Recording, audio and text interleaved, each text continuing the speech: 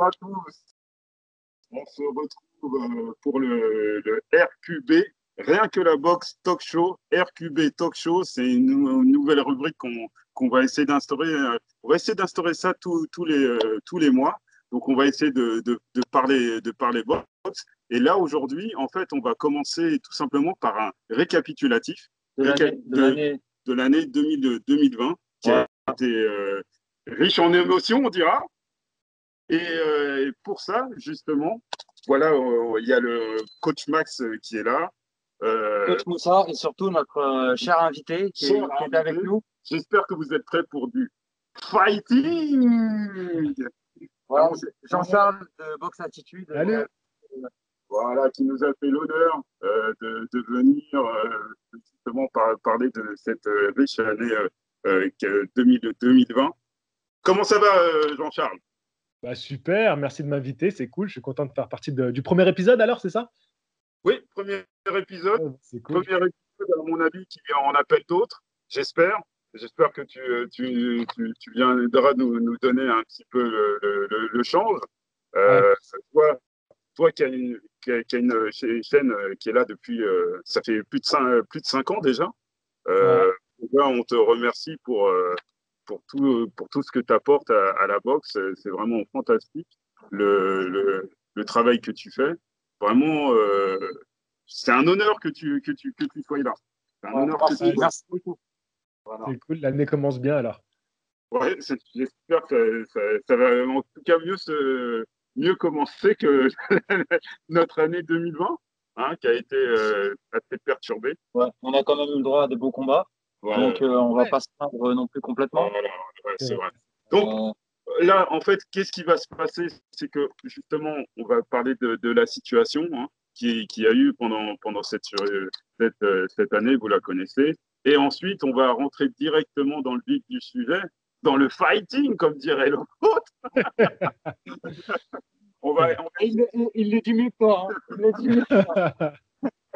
On va essayer d'égrener un petit peu les différentes catégories et faire un point de vue justement sur les catégories. Sur certaines, on va s'attarder, sur d'autres un peu moins parce qu'il y a eu un peu moins d'activité, c'est bien normal. Et après, on va faire une espèce de cérémonie des Oscars, voilà, et on parlera peut-être, si on a le temps, des combats exhibition. Voilà, donc là c'est parti. C'est parti, on va parler. Juste un petit aparté, on vous excuse pour les problèmes techniques. Par exemple, là, je suis en train de tenir le téléphone, comme ça, on voit Jean-Charles en même temps. Donc voilà, c'est un petit peu plan B, plan Z, mais on est là, on y arrive, et petit à petit, on va se professionnaliser, on va dire. Ouais, c'est dans les coups. Donc là, on va parler de la situation Covid, malheureusement, qui nous est arrivée en mars. L'année avait, entre guillemets, bien commencé. Bah ouais, tu portes le masque.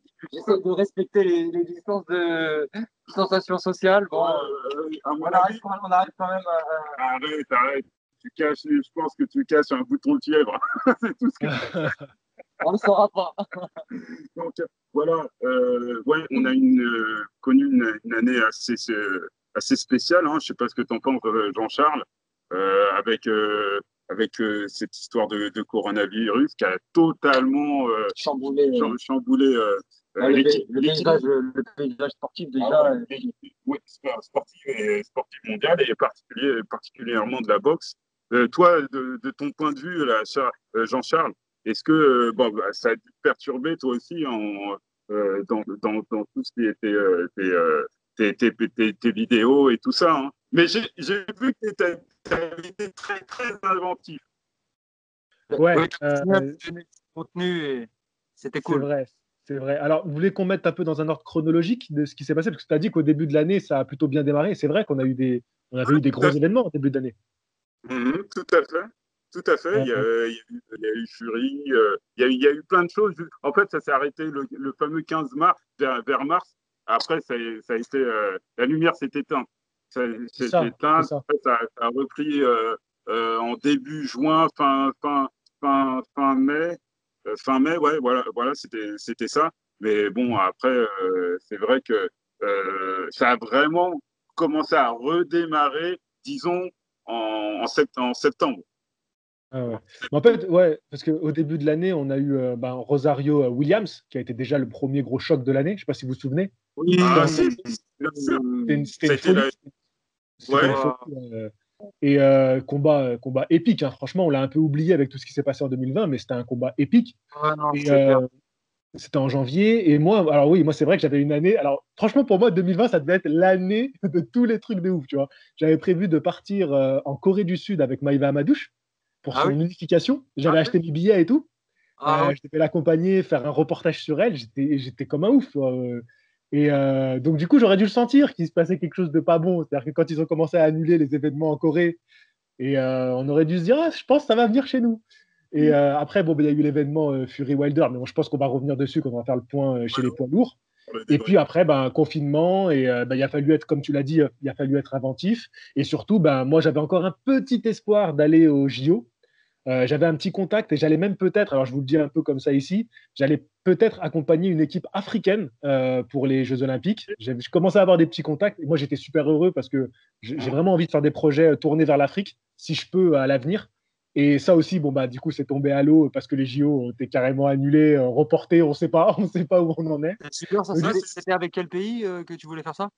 je veux pas trop en dire pour l'instant parce que comme c'est voilà, c'est un contact, mais juste, je veux vraiment dire que moi j'ai envie de faire des projets avec l'Afrique. Donc s'il y a des personnes qui sont en Afrique, qui ont des clubs de boxe, tout ça, moi je suis chaud pour me déplacer à l'occasion. Sache que Mais voilà, t'es bien tombé. Sache que tu es bien tombé, ouais, c'est dans les clous aussi pour nous. Voilà. T'inquiète pas. Bon, d'accord, ouais, je suis originaire du Cameroun. d'accord. Et voilà, j'ai pas mal de projets, j'ai pas mal de projets là-dessus. Ah ben voilà, dès qu'on peut se déplacer à nouveau, ce serait un régal de le faire. Et tout ça, on a déjà envoyé du matériel là-bas et Ouais. on souhaite faire des choses. Donc, tu seras, on va faire des choses Et ensemble. moi, j'ai un ami au Cameroun aussi que tu connais pas encore, mais qui est bien placé là-bas dans le sport et qui était champion Ok. du monde. Donc voilà, on en reparlera. Ah, mais voilà, ce serait génial parce que bah, du coup, voilà, moi, au début de l'année, j'avais envie de voyager. Ça, c'était ma deuxième année où vraiment, avec YouTube, je commençais à faire des gros projets. 2019 a été l'année où j'ai quitté mon travail pour me consacrer à YouTube et j'ai fait plein d'interviews un peu partout en France. Et je comptais l'année 2020 commencer à, voilà, à faire des voyages box, vraiment. Et puis, Ah, coronavirus, quoi. bah oui, oui. Mais ça viendra, faut être Ouais, patient. mais Et toi, voilà. tu fais souvent des interviews avec des.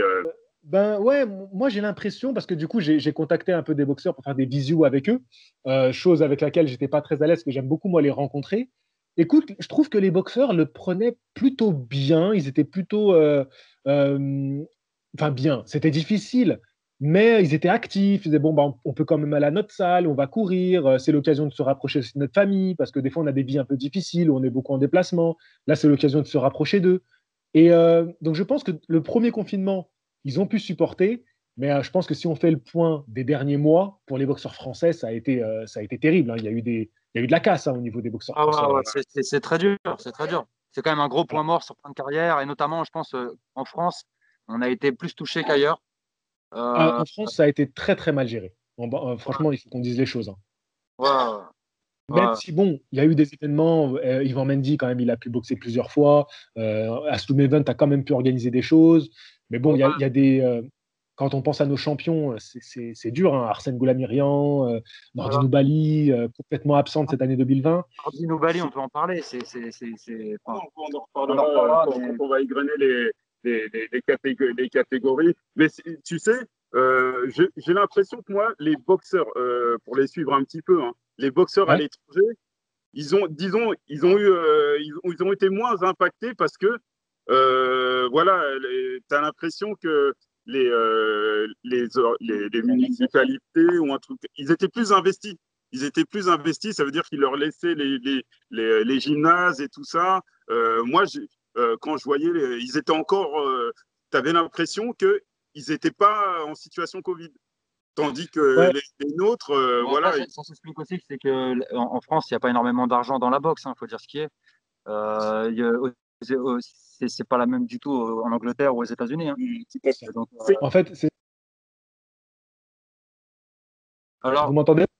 On a perdu l'image. Ah, c'est bon, on t'a retrouvé. Ouais, voilà. Excusez-moi, j'ai reçu un appel et quand je reçois un appel, ça coupe la connexion. Pardon.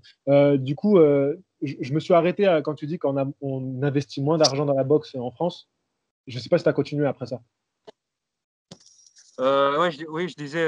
Non, non, je disais oui, c'est pas comparable quand tu vois ce qui se passe en Angleterre ou aux États-Unis.